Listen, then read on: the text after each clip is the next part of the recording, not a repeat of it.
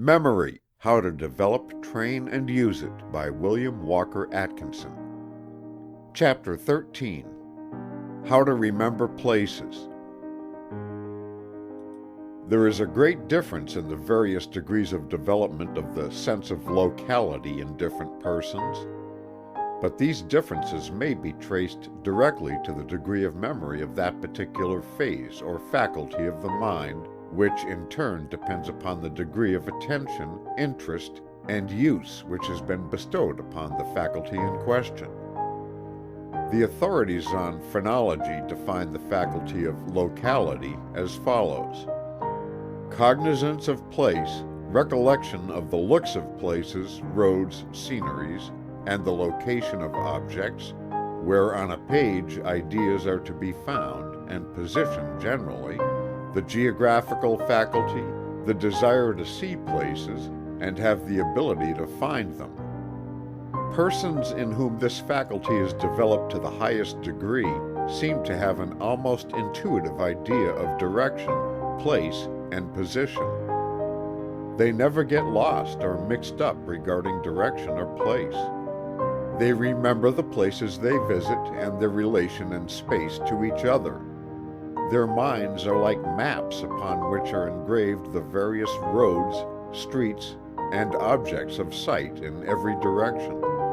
When these people think of China, Labrador, Terra del Fuego, Norway, Cape of Good Hope, Tibet, or any other place, they seem to think of it in this direction or that direction, rather than as a vague place situated in a vague direction.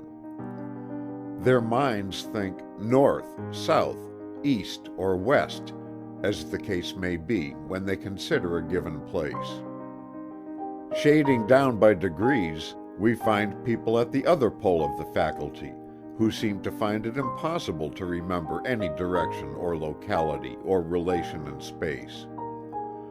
Such people are constantly losing themselves in their own towns, and fear to trust themselves in a strange place. They have no sense of direction or place, and fail to recognize a street or scene which they have visited recently, not to speak of those which they traveled over in time past. Between these two poles or degrees there is a vast difference, and it is difficult to realize that it is all a matter of use, interest, and attention. That it is but this may be proven by anyone who will take the trouble and pains to develop the faculty and memory of locality within his mind. Many have done this, and anyone else may do likewise if the proper methods be employed. The secret of the development of the faculty and memory of place and locality is akin to that mentioned in the preceding chapter, in connection with the development of the memory for names. The first thing necessary is to develop an interest in the subject. One should begin to take notice of the direction of the streets or roads over which he travels, the landmarks, the turns of the road, the natural objects along the way. He should study maps until he awakens a new interest in them, just as did the man who used the directory in order to take an interest in names. He should procure a small geography and study direction, distances, location, shape and form of countries, etc., not as a mere mechanical thing, but as a live subject of interest. If there were a large sum of money awaiting your coming in certain sections of the globe, you would manifest a decided interest in the direction, locality, and position of those places, and the best way to reach them. Before long, you would be a veritable reference book regarding those special places. Or if your sweetheart were waiting for you in some such place, you would do likewise. The whole thing lies in the degree of want to regarding the matter. Desire awakens interest. Interests employ attention, and attention brings use, development, and memory. Therefore, you must first want to develop the faculty of locality, and want to hard enough. the rest is a mere matter of detail. One of the first things to do after arousing an interest is to carefully note the landmarks and relative positions of the streets or roads over which you travel. So many people travel along a new street or road in an absent-minded manner, taking no notice of the lay of the land as they proceed. This is fatal to place memory. You must take notice of the thoroughfares and the things along the way. Pause at the crossroads or the street corners and note the landmarks and the general directions and relative positions until they are finally imprinted on your mind. Begin to see how many things you can remember regarding even a little exercise walk, and when you have returned home, go over the trip in your mind and see how much of the direction and how many of the landmarks you were able to remember. Take out your pencil and endeavor to make a map of your route, giving the general directions and noting the street names and principal objects of interest. Fix the idea of north in your mind when starting, and keep your bearings by it during your whole trip and in your map making. You'll be surprised how much interest you will soon develop in this map making. It will get to be quite a game, and you will experience pleasure in your increasing proficiency in it. When you go out for a walk, go in a roundabout way, taking as many turns and twists as possible in order to exercise your faculty of locality and direction. But always note carefully direction and general course so that you may reproduce it correctly on your map when you return. If you have a city map, compare it with your own little map and also retrace your route in imagination on the map. With a city map or road map, you may get lots of amusement by retraveling the route of your little journeys. Always note the names of the various streets over which you travel, as well as those which you cross during your walk. Note them down upon your map, and you will find that you will develop a rapidly improving memory in this direction because you have awakened interest and bestowed attention. Take a pride in your map making. If you have a companion, endeavor to beat each other at this game, both traveling over the same route together and then seeing which one can remember the greatest number of details of the journey. Akin to this, and supplementary to it, is the plan of selecting a route to be traveled on your city map, endeavoring to fix in your mind the general directions, names of streets, turns, return journey, etc. before you start. Begin by mapping out a short trip in this way, and then increase it every day. After mapping out a trip, lay aside your map and travel it in person. If you like, take along the map and puzzle out variations from time to time. Get the map habit in every possible variation and form, but do not depend upon the map exclusively, but instead, endeavor to correlate the printed map with the mental map that you are building in your brain. If you are about to take a journey to a strange place, study your maps carefully before you go, and exercise your memory in reproducing them with a pencil.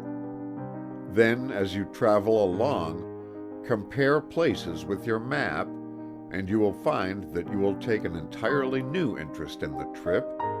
It will begin by meaning something to you.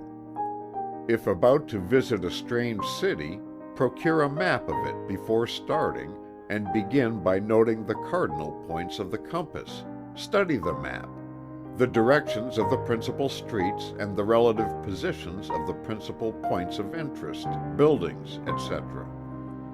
In this way, you not only develop your memory of places and render yourself proof against being lost, but you also provide a source of new and great interest in your visit. The above suggestions are capable of the greatest expansion and variation on the part of anyone who practices them. The whole thing depends upon the taking notice and using the attention, and those things, in turn, depend upon the taking of interest in the subject. If anyone will wake up and take interest in the subject of locality and direction, he may develop himself along the lines of place memory to an almost incredible degree, in a comparatively short time at that.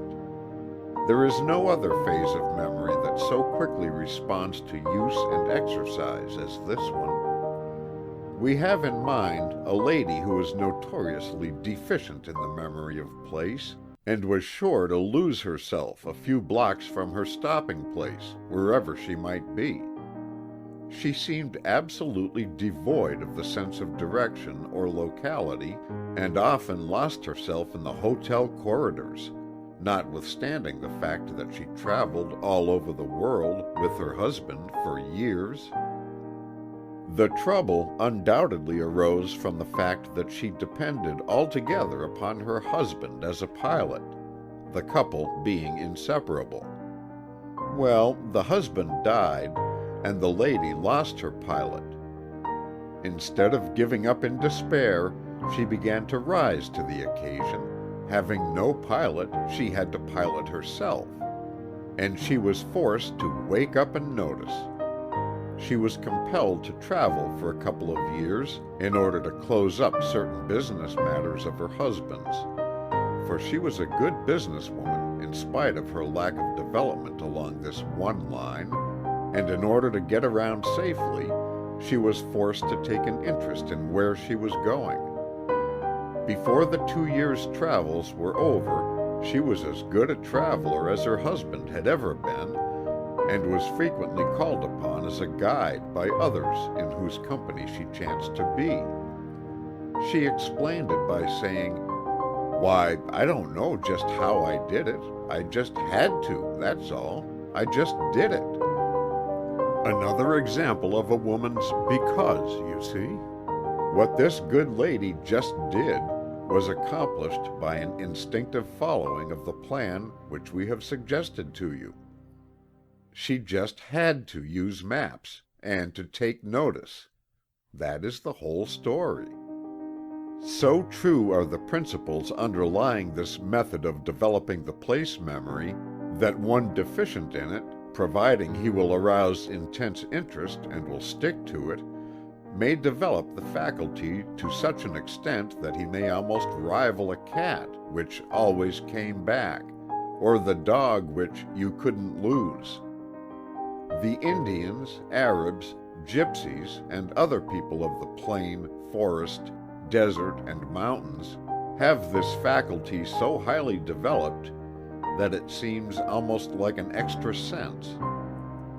It is all this matter of taking notice, sharpened by continuous need, use, and exercise to a high degree.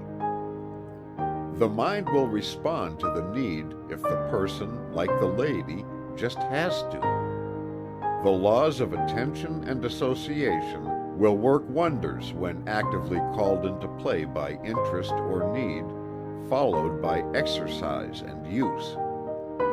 There is no magic in the process. Just want to and keep at it. That's all. Do you want to hard enough? Have you the determination to keep at it? End of chapter 13.